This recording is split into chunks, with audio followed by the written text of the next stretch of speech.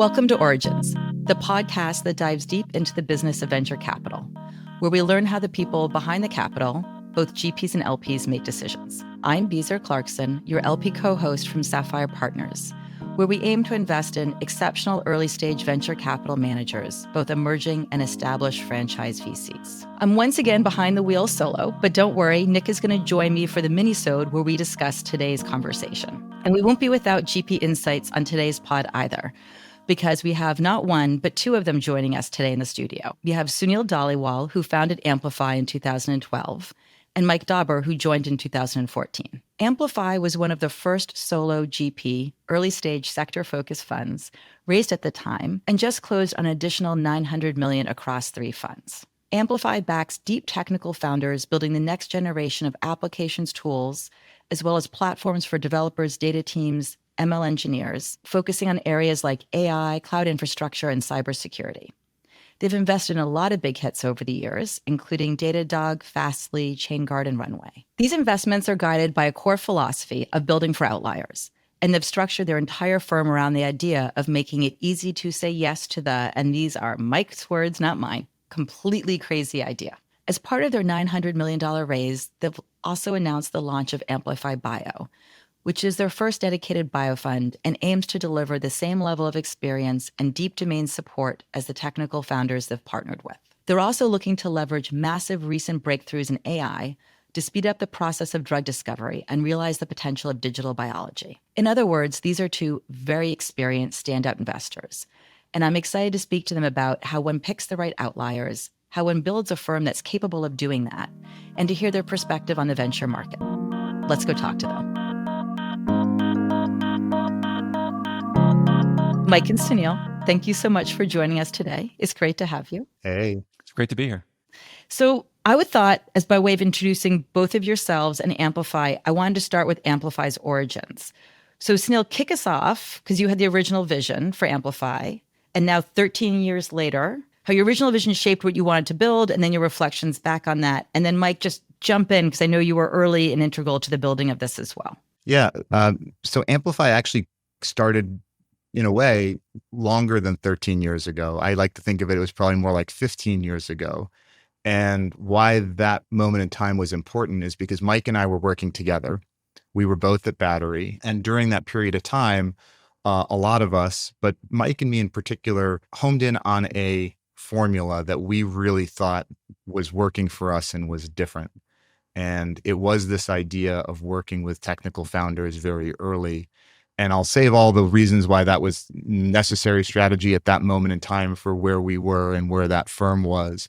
But for one reason or the other, we began executing on that. And I don't think, Mike, we really knew at that time why it was so different. But fast forward 2 years to when Amplify got going. And that moment was, I think, I was a little tired of Battery. Battery was a lot tired of me.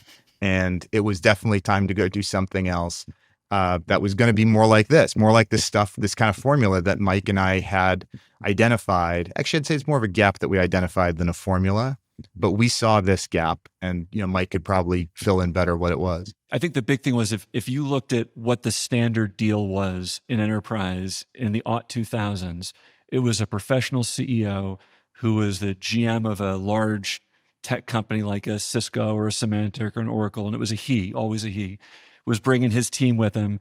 And, maybe he had this cool tech guy CTO, but he was president of business and he was going to go start the company. And all the big enterprise-focused venture firms back then were focused on that persona. And when I think about this, I think part of it was innovation and part of it was just necessity. Like, those people weren't going to work with me as a 30-year-old, VP at Battery. But in talking to a lot of the technical founders that we were meeting, the questions I think you and I were having back then was like, well, do these guys really need to work with this CEO founder archetype that we keep seeing? Why can't these people go directly and start companies by themselves?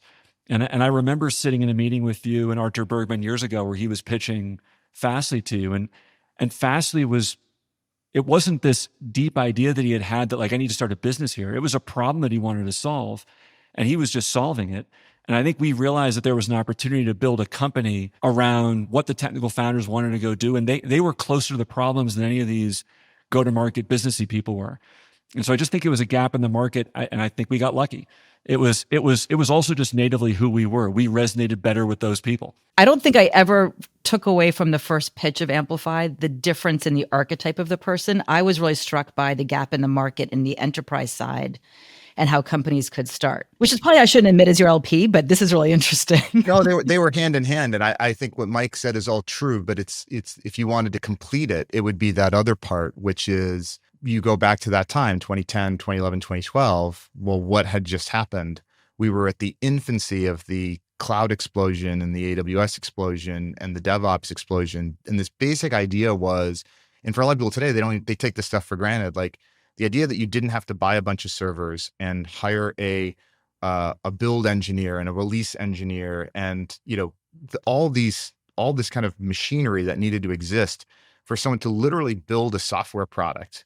And then you'd have to distribute it some way, and it would actually have to be, delivered, downloaded. It wasn't even a cloud service. So all these things really came together in terms of cloud and SaaS and developer first, and the ability for technical companies to reach their audiences without the Cisco, EMC, Oracle, IBM distribution middleman. If all those things hadn't happened at the same time, it would have been very hard for technical founders to go make max progress on minimum dollars. And that thing was very true. And once we realized that you could go make max progress on min dollars, which, as we all know, is like the core essence of what venture capital is, that identified this gap. The funny part was, if you looked around the industry, the thing that we were doing, the actual way that we were manifesting that opportunity was, let's go work with the technical founders and a bunch of engineers. They can get really far, create a bunch of value with that small amount of money. And what seemed so foreign about that to all of our, maybe some of our peers, but definitely our competitors, was they just assumed you had to have that. I like to call it the 42 long, right? The guy out of Central Casting, right, who had been, 20 years at Cisco or IBM to take the thing and be Mr. Business. Like that was really the gap. And I think if you look at Amplify today and the portfolio companies that are kind of synonymous with us, what you're going to see at the core of them is technical founders who are still running businesses all the way through to massive scale. And the bet that we made early has continued to be the bet that it's far easier to grow those people into fantastic leaders, particularly when they have that DNA to begin with, than it is to try and go get someone who can be great Mr. Business and have them really understand the product vision and have the customer empathy and all the vision that it takes to do really magic stuff on the product side. Like that, those two things were pretty diametrically opposite for us. And Beezer, I think you're right. I think one of the things that we lucked into and we realized was that we had really struck a nerve with a corner of this market. And I joined Sunil a couple of years after he started Amplify, after I kind of got maximal FOMO. So I joined almost exactly 11 years ago today, end of July 2014. And our initial one-liner pitch was Amplify invests in technical founders building technical products for technical buyers. And it was incredible when you found your quote unquote customer, when you found the right founders, how much that statement resonated with them. I'll never forget when the first pitches that I did where I was doing the Amplify pitch and the guy cut me off and said, yeah. You're the technical VC. I know who you are. That's why I'm meeting with you. Right. It was like, because I think that corner of the market hadn't felt seen for a long time. A lot of technical founders were trying to figure out, how do I quote unquote dress myself up so I look like this 42 long guy so these VCs will talk to me? And we were saying, no. It's like Jesse Robbins wearing a full suit to a pitch that was done at our battery. Really? Oh yeah. Oh, poor Jesse. He got advice from his seed investor that if you go to the East Coast and you pitch an East Coast VC, you got to respect the money. And so he showed up in a suit that he literally bought from Macy's that morning. And I was like, dude, what the f*** are you doing in a suit? No. He's like, I was told I had to wear a suit to this pitch because I'm on the East Coast. And I'm like, oh my God, get rid of that jacket. Let's roll up the sleeves. Well, you moved Amplify to the West Coast because I was there and very selfishly happy that you came out. And also, one of the things that always there's many things that strike me about Amplify, and we've talked about this a little bit. The going from a solo GP, I guess you had Mike in the wings. I don't know if we're allowed to say that because you were still at Battery, but maybe the idea was percolating. I tried to get him to start it with me, and he was like, I have no idea what you're talking about. Stop talking to me. Who's going to give you money? I think was what I said. Well, there we go. Now we know the answer to that question. But a couple of years later, he came to his senses. Well, you always were very adamant, and it was such a clear vision for me that you always called it early stage investing, even though your first fund was probably more seed stage check-ish oriented. You always had the vision of what Amplify would be. And now you can tell me how much AUM you manage, but you went from less and now there's a lot more. Did you always know that was the end game? And this is going to lead into how you built to it. And we can then talk about how that works for finding great companies. But to the extent you're willing to share some of your secret sauce, can you be specific, Mike, on what you thought it was? Because I suspect it's what you talked about in your recent blog post about building outliers in a firm to invest in outliers, but I could be wrong. I think about this all the time, right? Like our business is all about driving the power law, right? So you have to find the exceptions. The exceptions become the rule that make your funds. And I think the way most funds end up working is you have someone senior in the fund who made a lot of money, who started it, and the fund basically runs through them. And if they like the idea or they like the thesis, then it works. And if they don't, then it doesn't. It works means the deal gets done. Right. And the firm succeeds as long as the people in charge have the right vision of where the market's going to go. But as the market starts to shift, there's no ability for the firm to do anything different. I think great companies are able to succeed in spite of maybe the person at the top recognizing what's going on in the world.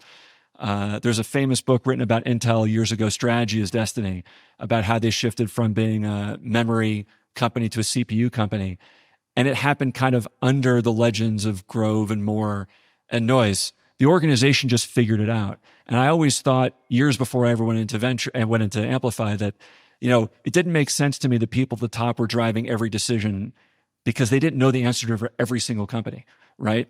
And as leaders of an organization, what you want to do is you want to find those outlier investments that are going to drive your returns. Whether or not it's your idea or not, it really is immaterial, right? What you want to make sure is when someone in the organization sees an idea that he or she believes really strongly in, you want to make sure that they have the support in the organization to go after those ideas, right? And we see it over and over and over. By the way, this is also a great way to recruit people, right? When you're trying to pull people out of an organization, you can just ask VCs what are the deals that they wanted to do that their firms blocked them on, and they'll just pop a list for you, and then they're loose in the saddle. But that's not the reason why we do it internally. We do it internally because we think we get better outcomes, right? Sunil and I don't think that we have the best ideas for every single thing. Furthermore, like if you're starting a fund, you should know really early on and be honest with yourself. Do I think I have all the right answers? And there are some people you meet who believe that. Yeah. If you're going to do that, build the firm that way. Build a firm that everything goes through you, that it's ultimately your calls and your decisions. Everything should be set up to support what you think the right answer is and getting you to the right answer quickly as possible, leveraging your time. If you think that other people are additive to the mix, or maybe even better than you, if you're willing to admit that, it's really freeing. It's really hard for people to say things like this out loud. Like, yeah, I'm not as good as half the people on my team. And I'll say it here. I say it so much internally that people think I'm being falsely modest. Mike knows I'm not being falsely modest. We are really good at hiring people who are better than us at very specific things, and then letting them do the thing that they're great at.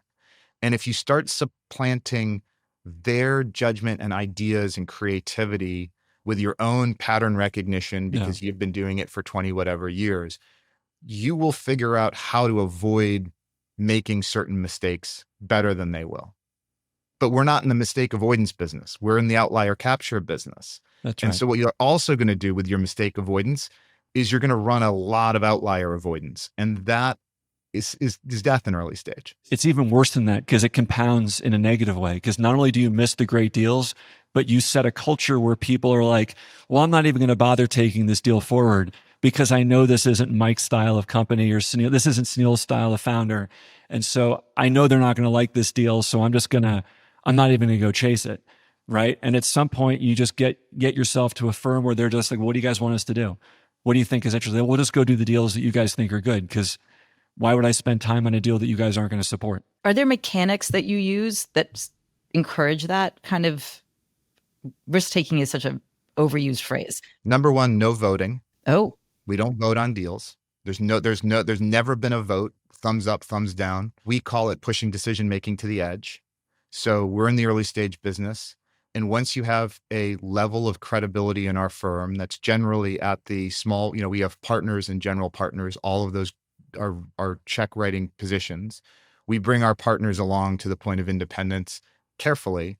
But, if you're in those roles and you want your ideas to happen, we do not view, certainly not the two of us or the four of us as general partners don't view our job as to figuring out how to rigorously vet and prove or disprove your thinking. We think of our job as managing risk. So you can take your bets, put your ideas in the portfolio up to reasonable limits that we judge based on the deal and the person's situation. Follow-ons are very different. We think about follow-on capital incredibly differently than we do early stage, but pushing decision-making to the edge, right? No voting, and showing people and talking about it loudly about how individuals' ideas that were better than our ideas ended up making real impact for the fund. Can you give an example of an outlier that you guys didn't pick, but somebody else picked, and maybe it wasn't popular and how it worked? Well, Runway is my favorite one at the moment. Runway exists in Amplify's portfolio, and Runway is kind of the fastest growing and one of the most prominent companies in generative AI. They have a strong kind of tool for creatives. It's video, it's images. Watch this space for audio. There's lots of good stuff coming there. But Runway was Sarah Catanzaro's idea and relationship. Sarah identified 3 amazing people who are graduate students who had a really different take on where things were going in generative AI and AI for creativity. And I was just like, I really like these guys, Sarah, but I have no idea how this turns into a business. And at some point she was like, yeah, me neither, but they're so great in these dimensions. And I was like, awesome. If you believe in this, we're going to go do this deal. And I will help you win this and we will do what we needed to do. Sarah's idea, Sarah's execution, Sarah's relationship. Now I am technically on the board and people are like, oh, Sunil, Runway, Runway's here because of Sarah, and nobody should ever forget that. And that's a great example where if I was like, I don't get it, I know it's a small seed check, this isn't worth my time, and we just moved on from it, that's going to be a substantial returner for our investors. I think it's our highest value company in the firm right now. Go Sarah. On paper, return more money than any other company. But you got to do that consciously, right? And you have to make it clear to everybody else that that's what you're doing. What do you mean? So I try to take a lot of opportunities internally to make sure that folks understand that it's not our job to adjudicate this particular decision or this particular investment, right? We will say something like, look, I don't understand this investment, and this isn't Runway, this is more broadly. I don't understand this investment. This is an investment that I particularly like, but this is really your call, right? So given that it's your call, these are the things I would look out for, right? And it completely changes the conversations internally when you're not trying to objection handle your partners and you're actually like, hey, look, Sunil doesn't have a veto vote over me. What he's trying to do is make sure that I'm not missing something. Maybe he's telling me something that I need to hear, right? Because when you're in a voting mode, all you're doing is you're just looking for votes. It's like you're in Congress. What do I need to do to get this bill over the line, right? It's like, Sunil, what do I got to get you to say yes? I'm not thinking about the question he's asking as much as it's, what do I got to do to get you on my side? It's easy to abuse. So, you also have to solve a lot on the way in it's a high trust move to be able to do that, right? If you similarly were like, hey, here's my feedback, I'm not going to get in the way if you want to do it. And someone was like, I hear your feedback. And they just went and did it anyway, like didn't think about it. That's possible, but it's pretty easy to suss out. And, that's kind of like career limiting stuff. If someone's just like there to put points on the board and get their deals done and they don't care what their partners think and they're not interested in like building a portfolio together, then, that too shows up. But, that actually hasn't been a risk we've had to, we're aware of that risk. We just haven't seen it yet. This is a closed loop system that keeps playing out over and over and over again, right? And so because of it, each little tactic in the wheel affects the next one. When you know that the decision, as Sunil says, is being pushed to the edge, you also don't have the investment committee to fall back on, right? I see other VCs where they'll like, I'm kind of lukewarm on this deal, but I'll take it forward. And the committee will kind of solve the problem for me. I don't have to kill it. The committee will kill it. Or I wanted to do the deal and they said no. So what are you going to do, right? When the decision is really yours and you own it, you treat it differently, right? Because you know it's on you, right? And you look, it sucks to lose money for your partners and your investors. That's not something that you want to do, right? And so we try to own all sides of that. Dirty secret, ICLPs do the same thing. Get out. I know, shocker. People are people, it turns out, no matter where they sit. I'm wondering, listening to you say this, do you think it's the same EQ, IQ intersection that you work with founders? Because you talk about working with domain experts and game recognizing game. And it sounds, one could almost apply that internally a bit too, when you find people where it sounds like you trust the decision making and it's about sussing out questions. Is that similar to how you find and work with founders? Because finding a technical founder embedded in a company before they launch a business, honestly, I see this magic happening with you guys over 13, 14 years. I still don't get how it works because it sits in the magic zone, but I'm wondering if it's similar.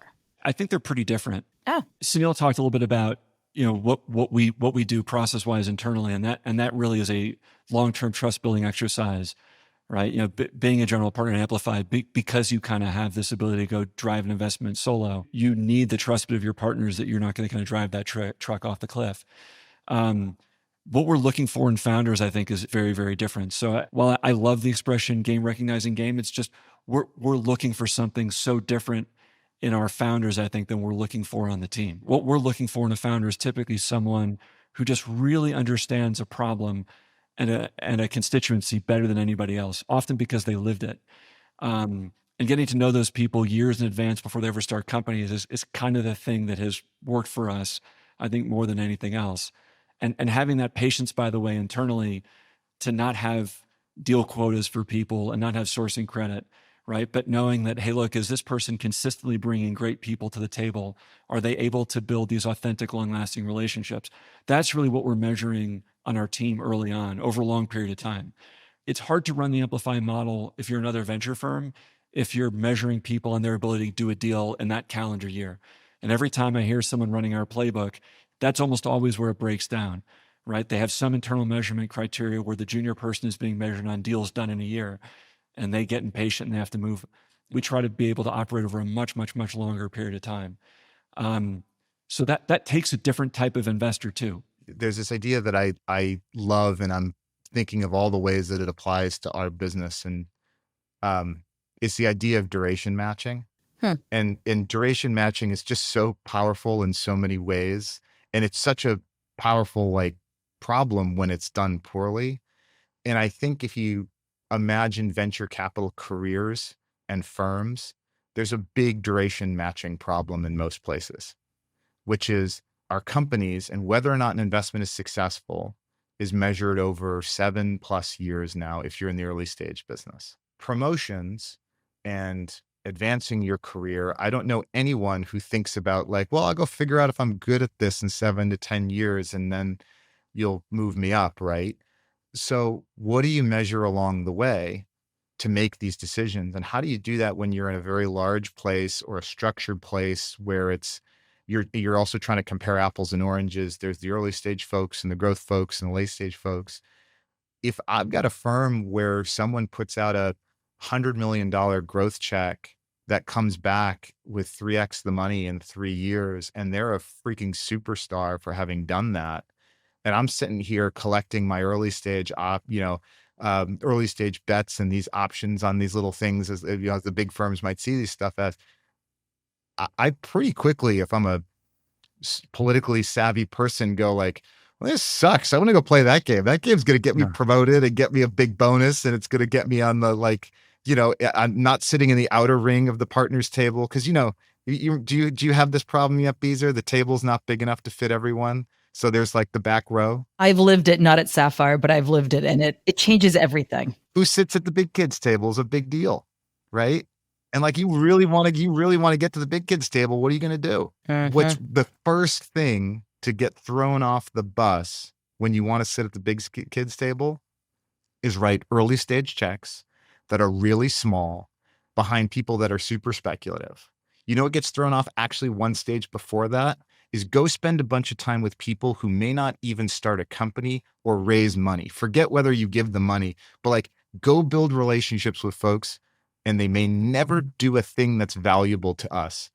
And you come back at the end of the year and you're like, here's all the time I spent with these people who never started companies. See how quickly it takes. You get on the big kids table there. You don't do it at most firms. I was biting my tongue to not bring in AI right away, but in this market, this strategy, I want to fill in the blanks on how I think it's working. But between the technical founders and people with new networks, is this just sort of like kid in a candy shop for you guys? Plus the being able to go early vis-a-vis all of the crazy big checks, or does it suck? I mean, in this market, like I guess Sunil was alluded to, there's a little bit of competition of people looking for technical founders in AI right now. Mm-hmm. I mean, we've all seen the rumors of what Zuck is paying people. So I think that cat's a little out of the bag. But I still think the model that we run of looking for these types of founders, it still works. You're just competing with more people trying to do the same thing. But if they aren't getting the same internal support to then go spend time with people in advance of starting companies, is that the same? Because you obviously see the competition in the numbers in the venture market and the concentration of dollars into companies. But I'm wondering if the game on the field is still different.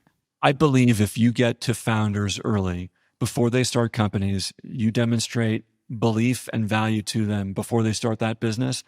You as a VC are in a pole position to do that deal when that founder actually starts the company.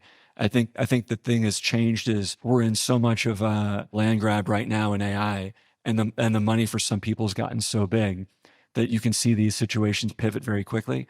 But I still think when we get to founders early, we win. And so our model really hasn't changed that much. And for the folks in our team that are focused in AI, right, I think they're having mostly a great time. I'm thinking of the personas internally and who would debate me on this. I think they're mostly having a great time because it's a very target rich environment. I think where it sucks though, Mike, is we still do this within our general context of investors, right? Our job is not. I wish if our job was just talent agency, my God, we would have so much fun. If we literally was just like find great people, match them to great projects, and like we did a great job for that person. Honestly, I think we would have even more fun if that's what we were. But the reality is our business actually hinges on whether or not we can make investments at a price that ultimately makes sense when you think about what the company will exit at some unknown number in the future. So you want the price to make sense? Come on. Check size and price, deals still matter. So where I think people are frustrated at the moment is if you're in a market that is obvious and capital rich, I think the easy result of that is anybody who's competing at the growth end of the market, their most natural move is like, this sucks. I keep losing. I want to go a little earlier and I want to go a little earlier. And so, the number of people right now that are willing to say like, I see the word OpenAI on your resume, or, you did your PhD under X or Y person. Yeah. How about $20 million to start your idea? And they're like, well, what are you going to use that for? And like, we're going to train something. What are you going to, why, Yeah. what, how much? So like, there's a bunch of those where people we think are great and ideas we think are interesting, where at the end of the day, someone will just point a lot of capital at it at a way that doesn't make sense. Like that's the part that's probably not fun. I think when there's more competition, it's a signal that you're in the right place and it's fun. Oh no, I like it better when all those dynamics are great and the returns are there and people are like, I don't get it. And that's been us in so many markets that we've been in, is like, we were just doing stuff and people were like, that's cute. And then 5 years later, they're like, how do I get me some of that? Is that our bridge to Amplify Bio? Has somebody told you that it's cute? No, we don't get cute. We get enjoy crashing that ship on the rocks, guys. Enjoy that. That's going to be awesome. Like they crack a beer and they're sitting there ready to watch like the catastrophe unfold. That's probably more of the mindset. Just given where the life sciences markets are, everyone's like, enjoy. Okay, so let's roll it back a little bit. This is your first dedicated bio fund. Let's start with what motivated you to do it, and then I want to hear more why you don't think you're going to crash on the rocks, and you'll, they'll be drinking a beer and watching you sail by with whatever the right sailing analogy is. I'm not a sailor. I think the most important thing to start with is this is a new dedicated fund. This is not a new strategy. So Amplify's first investment, actually funny enough, our very first investment in AI was a deep learning company applied to image recognition in the clinical healthcare market. That was 2015. That was radiology. That was 2014. 2014. One of the first meetings I had at Amplify. Yeah. And so when you kind of go way, way back, we started making some investments that were clinical life sciences, moved into preclinical life sciences, a company called Recursion Pharmaceuticals, which is still to this day probably the most notable IPO and follow-on poster child success for things that were kind of AI first. We were small investors at the Series A, and kind of slowly but surely started to expand that portfolio to the point where I think we had done, not including, angel investments or not on the balance sheet stuff, probably 13 or so different deals leading up to Fund 5. So that was kind of across funds 1, 2, 3, and 4. Some full deals like, Picnic Health selling services for observational studies, AI-powered observational studies to pharma. That was a deal we did back in Fund 3. And then there were things that started to push more into therapeutics in Fund 4. And then Fund 5, it really started to get very active. And we had companies that were doing protein folding foundation models and AI-powered discovery and AI-powered simulation of cell tox. There's a whole bunch of things that we had going on that made it very clear to us that we were entering a moment. And the question we had internally was, okay, are the dynamics we're seeing in this industry similar enough that we think it should be in the same fund? Do these companies behave the same way? Do our LPs all want this exact thing? Are we going to be able to run these teams, commonly? Does it make sense to do it? Are we going to execute better if it's all together? Are we going to execute better if it's separate?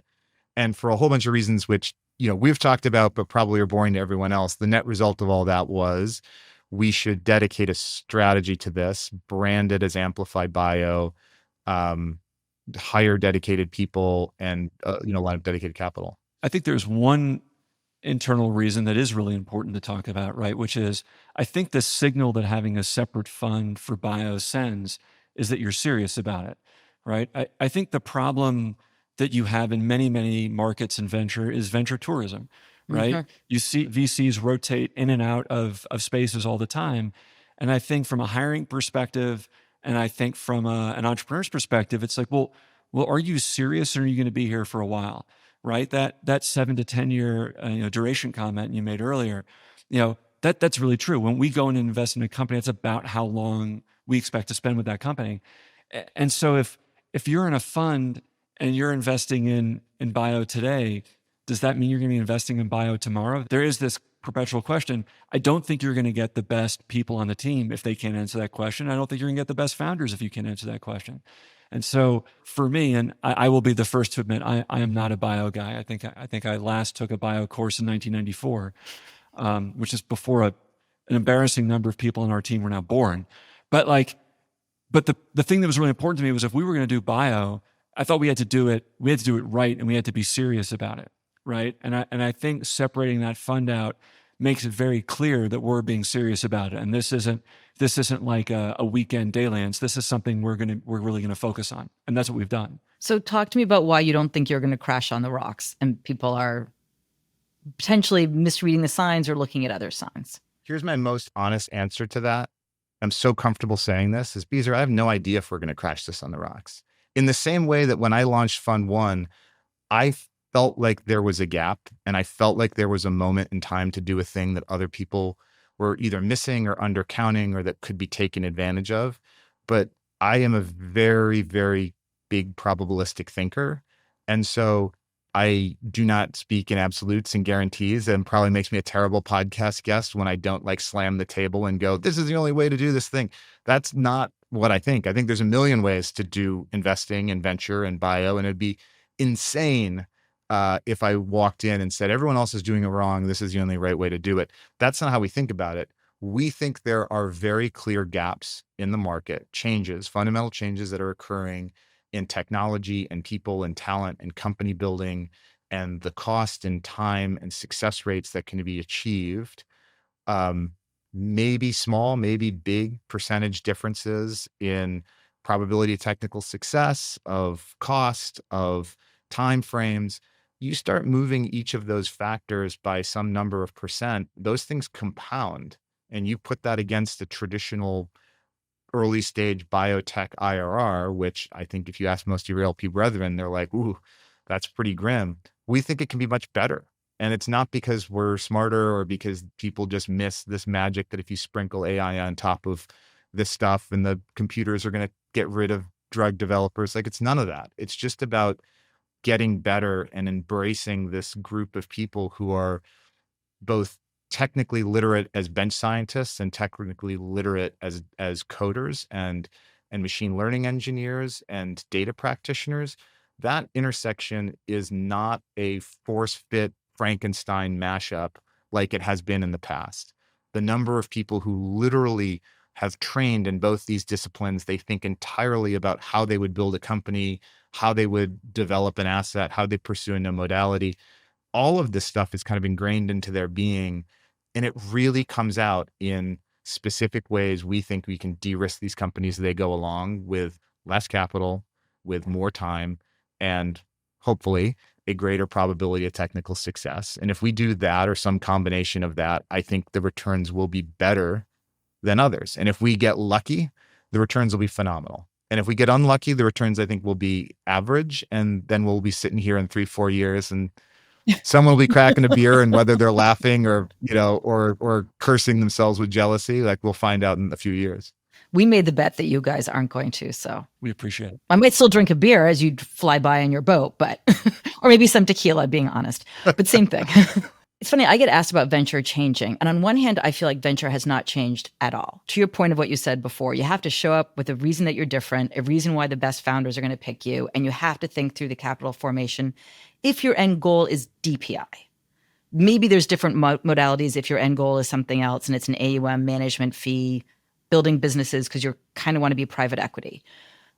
And I know this is a boring answer for people, but I don't really think what underlies venture capital has changed at all. It might be different competition and different ways of doing it, but those to me feel like the truisms. I'd be curious, since you all have been doing this way longer than I have. I don't know, what do you think? Do you think it's fundamentally changing, or is it just more difficult given other aspects? You can get started in a lot of dimensions much cheaper than you could in the past. This notion of a solo GP did not exist in the 2000s and certainly not in the 90s, right? You needed to go to certain people to raise capital. Otherwise, you couldn't start your business. I think you just have a lot more companies from all over the world and a lot more sources of capital to go fund them. Meet the new boss, same as the old boss, right? Like the companies that the way you're evaluating companies, the way you meet founders, I don't think that changes that much. I think that gets lost in the inside baseball-y, like, let's navel gaze about what venture capital is and where it's going is we kind of define the industry in this pretty narrow, like, it's LPs and it's GPs and it's Silicon Valley and, London's a new Silicon Valley and, maybe Miami or whatever. But like, this is capital allocation. Like, there are people out there who are going to build companies of any variety. Like, they could be roofers, they could be software engineers, or they could be, people who want to do door delivery, DoorDash, clones in Peru. It doesn't matter what it is. People start businesses. Those businesses need money. And two things have changed. Entrepreneurship and the idea of being an entrepreneur is a very different thing than it was, right? People leave college aspiring to be entrepreneurs. People skip college to be entrepreneurs. That was not a thing 20 years ago. Entrepreneurship was a thing that you ended up in. But now very many people are like, I want to start and own and run a business. How do I get good at that? How do I figure out how to build quickly and capitalize and do all this sort of stuff?